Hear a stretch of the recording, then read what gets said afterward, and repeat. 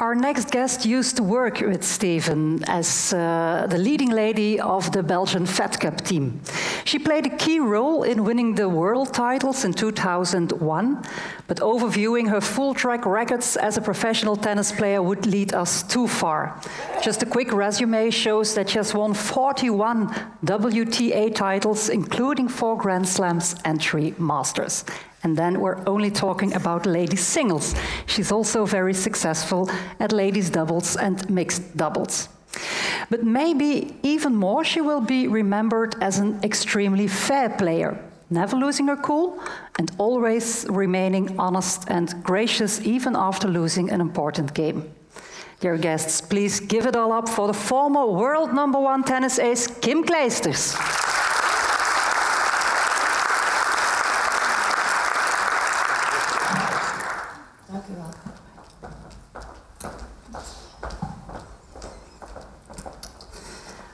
Hi Kim, how are you doing? I'm doing great, thank you. A little cold, but I'm okay. That's Belgium. Kim, what have you been up to since you've quit as a professional tennis player? Well, since I quit, I had a second baby, had my son, and I started a tennis center back in Brie that I, together with my manager Bob Verbeek, bought about 5 years ago now, and we've been in the renovating process, and we started the official opening at the start of this year. Mm-hmm. You're also a tournament director. You're not on retirement. No, I actually thought when I retired, I was like, oh, I'm going to enjoy this. I'm gonna, I said I'm gonna take 3-4 months off, and I'm just gonna stay home and enjoy being with the kids more, but I can't sit still, and I want to be involved with people, and I want to try and, kind of give back in a way from a lot of things that I got out of tennis, and I feel like, that's my job in a way to do it, and it's my passion, and I enjoy it, so I'm going to keep doing it. Did you experience any hardships in adjusting to this new kind of life? Not really. There's things that I miss from my past life, from being a tennis player, but, when I was playing and I was traveling with my daughter, a lot of times I felt really guilty as a mother to, go to practice, go travel and leave, my family behind. And I think maybe as a woman it was hard to kind of put my personal goals aside, and and I wasn't able to be there for, my daughter, 100% of the time. But then I kind of had to change my mindset a little bit and know that, nobody hardly ever has that, and it was good for me to find the balance between being a professional athlete and being a mother and a wife, and in the public eye. I heard Steven talk about when you're in the public eye, it is a lot harder, because you feel like, I was a first-time mother. I was a first-time mother as an athlete, and you make mistakes, and you have to learn how to deal with mistakes being out in the public eye. And I've had to bite my tongue a lot of times too. I can imagine. So, yeah.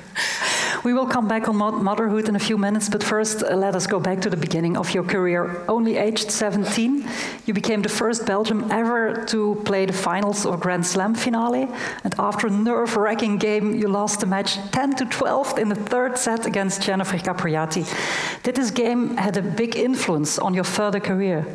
It had a very big influence, because from then on, I felt like my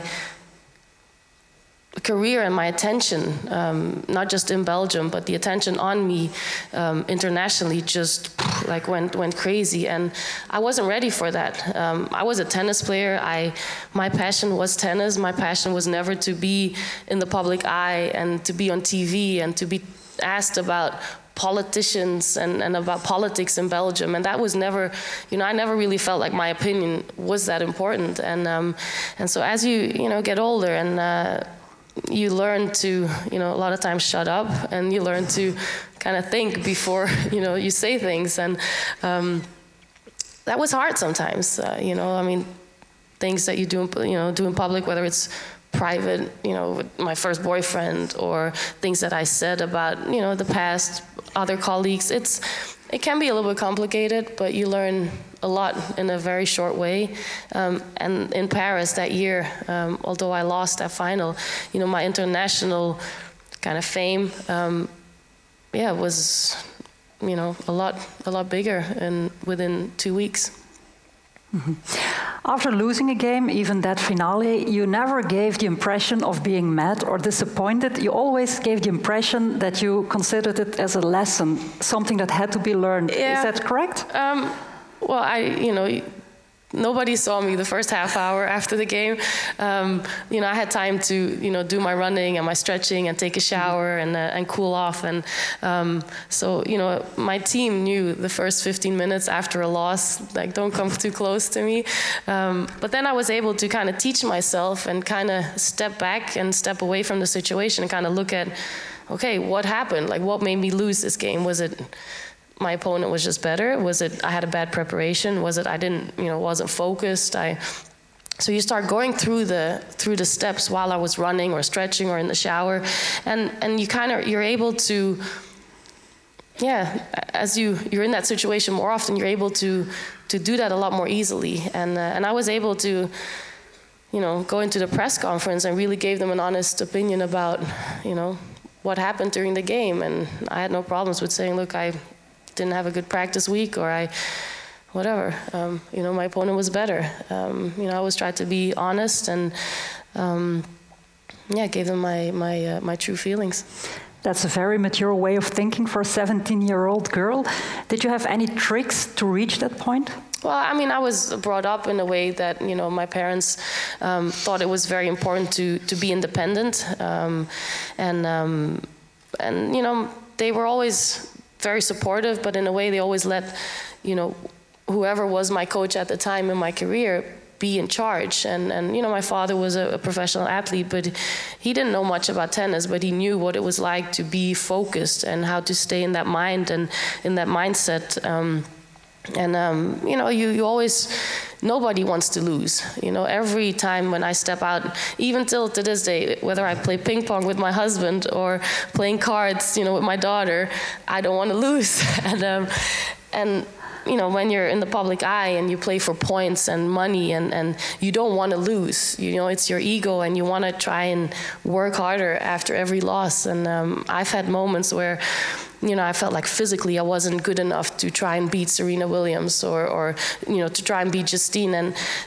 And I went to the basement and I would pictures up on the door in front of the treadmill, and I would just run and keep running, and that would be my motivation. Pictures of Serena? Of my opponents. Yeah, I would put pictures of my opponents, and when I was struggling, you know, I was like, okay, I'm gonna run 2 more minutes or 3 more minutes, and just to try and whenever I play them again, you know, I want to just be a little bit better. And it's those little details that help me a lot to try and get, you know, through at the end.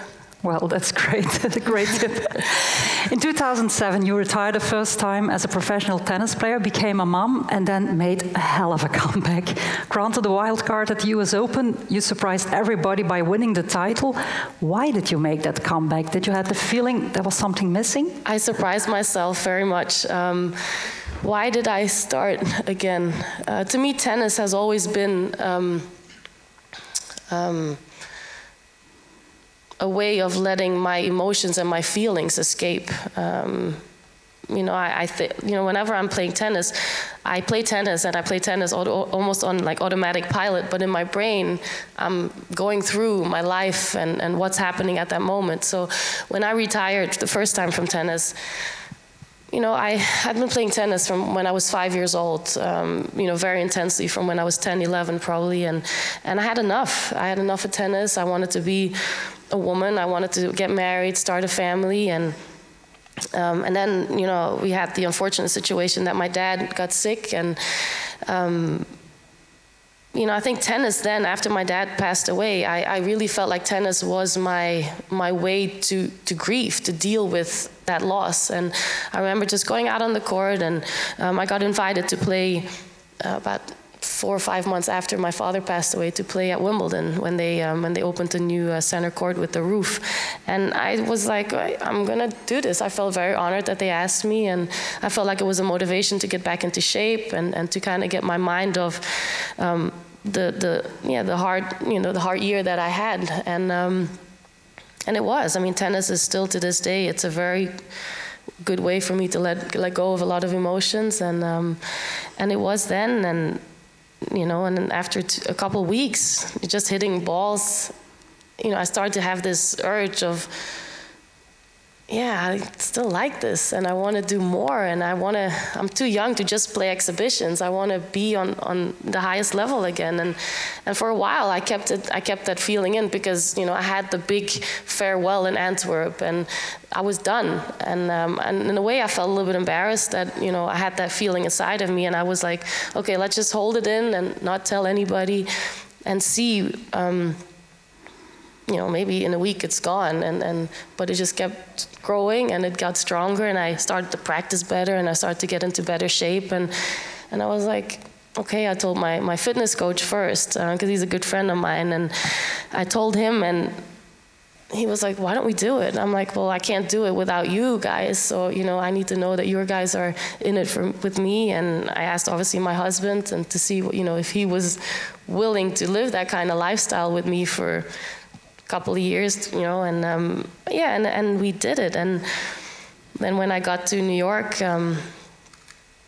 everything just went so fast, and I don't like to be in the spotlight, but those 2-3 weeks that we were in New York were crazy, you know, because I was a mother with a child, traveling and playing. Every time we went to the tennis courts, whether it was to practice or to get treatment, or, you know, there was just so much attention, and I stopped it. I didn't go anymore. Besides my practice and my tennis match, I just went to the courts, and every time I was able to leave as soon as possible, I would just stay in the hotel, and I would go hit some balls in Central Park, and I would do my footwork and my stretching and everything there, just so that I could avoid all the attention at the US Open. And then I won. And yeah, it went by so fast, those 2 weeks. And I remember after the game, the finals, you know, you have to do the whole routine of taking the pictures and the press conferences. And I remember, I think it was like 3 o'clock in the morning, walking on Times Square with my husband, and I just stopped and froze, and just had this roller coaster of emotions of, you know, 9 months before, you know, losing my dad, and then standing there, you know, with a Grand Slam title. It felt so confused. I was so confused, because, you know, I never expected to be in that situation again, and it was a great feeling, but at the same time, you know, I felt like, you know, he was missing, but I was glad that I had the people around me at that time to share that with. So it was a very, very deep and intense moment. You were confused, but it wasn't just one lucky shot. You kept on winning, and the media started writing and telling Kim 2 is even better and has improved compared to Kim 1. Did you agree with that point of view? I mean, I agree, because I believe that you learn all the time, and everything that you learn will have an impact on how you think and how you feel. And so yeah, I do think that, you know, getting married, having a baby, losing my dad, that whole process of, you know, losing somebody is very deep, and it brings you down to the core of yeah, people, human, and yeah, it does change you in a way, and it makes you probably focus even more on the things that you really love and that you have a passion for, and not just go with the flow of life. And it's because of that, I think I was able to even more kind of just be in the moment and enjoy the things that are happening to you. Because I think in the past, as an athlete, you know, you get so many things put on your schedule, and you have to be there, and you have to do this, and you have to practice at that time, and you have to do, you know, and a lot of times you forget to enjoy it, and you forget to really take it all in. And I think probably after I started playing again in my second career, I really believed that I was able to kind of be in the moment a lot more and take it all in. And you did, you won a lot. But let's go back to the theme of this conference, failure.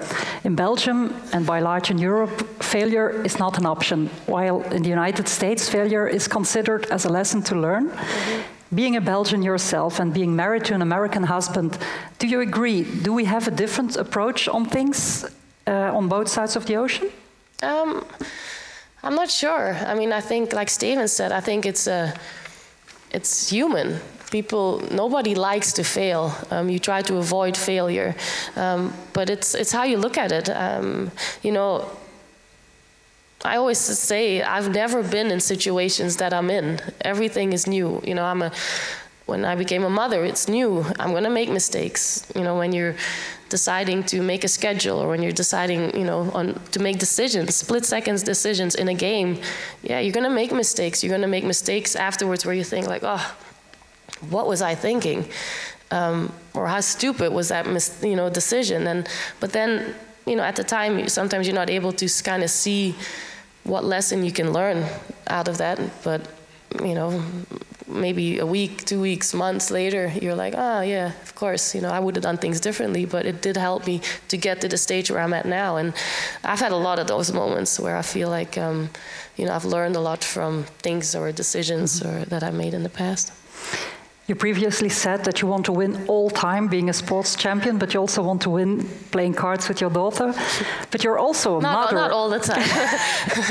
But of course, you're also a mother, and you have to learn her to cope with losing and loss. What do you tell your children after they lose a game? What do I tell them? I mean, that it's fine to lose. You're going to lose. Nobody will ever win everything in their life. Yeah, it's you know, what do I tell them? I don't know. Try again. You know, that's what I tell them. It's try again. Yeah, that's probably the thing I would say the most. And don't make the same mistake twice. Well, I mean, don't. It's a hard word, you know. I mean, everybody's different, and you know, some kids will make the same mistake a couple of times, and will take time for them to get it. And I like them to experience failure, or because it will make them better. It will teach them more than winning all the time and winning easily without having to think about it. I learned a lot more from my losses than from my victories.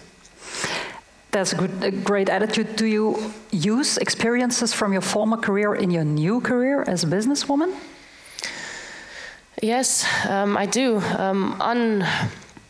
Unknowingly, unconsciously, I think in a lot of ways I do. And whether it's, you know, communicating with people, I'm still in the same kind of brand. I'm still involved in tennis as a tournament director, you know, at the tennis club. I'm still around tennis, so for me that feels like home. You know, if you put me in an office, you know, with you know 20 businessmen, you know, in a company that I don't know much about, it'll be hard for me to be able to connect but there's always a connection. There's a lot of similarities between the business world and the professional athletes world, and I've had to talk to companies about, you know, the connections, and everybody wants to do good. Everybody wants to achieve something, whether it's a short goal, long-term goal. Everybody wants to feel appreciated, and whether it's, you know, towards yourself or from people, your boss or your family or everybody around you, it's nice to be appreciated.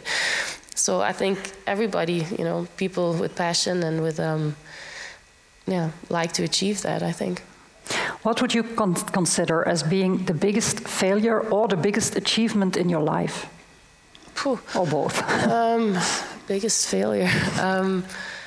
I don't look at things like that as a biggest failure. You know, of course, when I say I wish I, you know, could have won a Grand Slam more, or I wish I won Wimbledon, it's very easy to say, but knowing the situation that I was in during those Wimbledons, or, you know, I gave it my best in a lot of the tournaments, although I lost, and that's a comforting feeling to have, is knowing that I really tried 200%,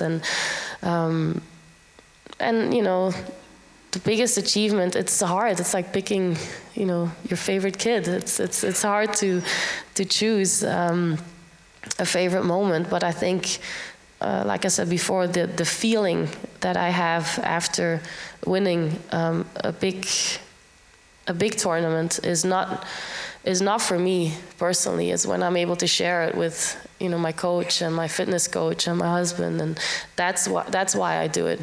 It's that moment when I'm out on court. I'm happy for a couple minutes, and then you sit down and you're like, okay, I can't wait to go there and see everybody and hug everybody, and that's what I do it for. Okay, Steven just shared his formula for change. What would be your ultimate piece of advice to be successful in life and at work? I think that failure is okay. It's that simple. I mean, failure is a part of succeeding. Nobody succeeds with constantly just being perfect. And so I think failure is fine. And I think once you learn and you accept that failure is a part of succeeding, I think that's already one step in the right direction, and you're able to create great things. That's a great lesson you've learned us. Thank you very much, Kim Clijsters. Let's have a look whether there are still some questions on Twitter. No, okay. Thank you very much, Kim Clijsters.